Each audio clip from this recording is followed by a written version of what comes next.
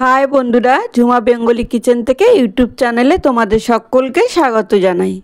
আজকের রান্নাঘরে নিয়ে চলে এসেছি কলমি শাক।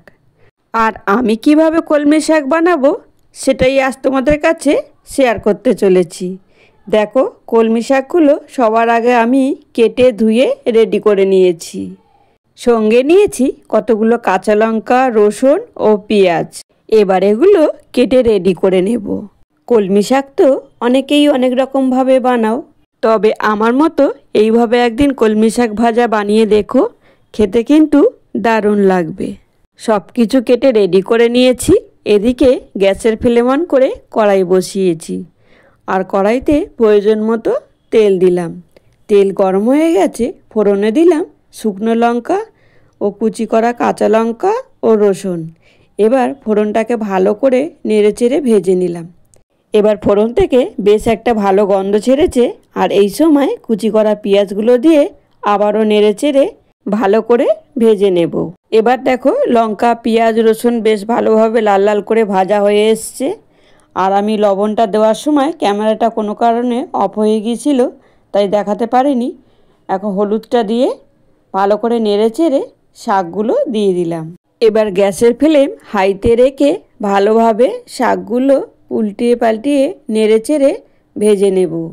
বেশ কিছুক্ষণ নেড়েচেড়ে ভেজে নেওয়ার পর এবার গ্যাসের ফ্লেম মিডিয়ামে করে একটা ঢাকনা দিয়ে 2 থেকে 3 মিনিটের জন্য ঢেকে দিলাম। আবারও ফিরে আসলাম।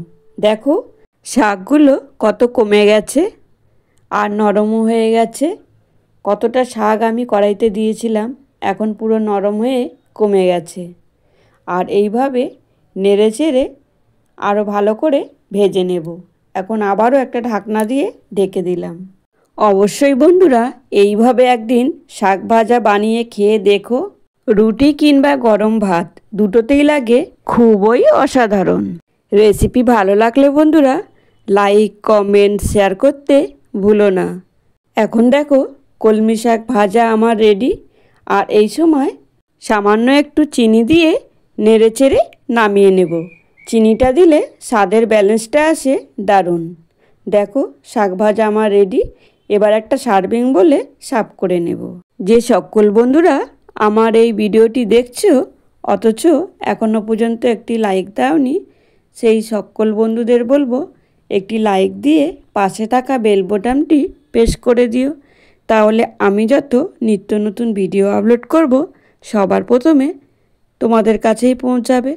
তোমরা তোমাদের সময় ও সুযোগ মতো আমার দেওয়া রেসিপিগুলো দেখে নিতে পারবে। আর যদি কোনো নতুন বন্ধু হয়ে থেকো তাহলে বলবো একটি সাবস্ক্রাইব করে পাশে থাকার অনুরোধ রইল। আজকের রেসিপি তোমাদের কেমন লাগলো একটা কমেন্ট বক্সে কমেন্ট করে জানিও। তাহলে বন্ধুরা, আজকের ভিডিওটা এখানেই শেষ করলাম। ফিরে আসছি আবারও এক রেসিপি নিয়ে। এখন সকলে সুস্থ থেকো, ভালো থেকো, সকলকে ভালো রেখো।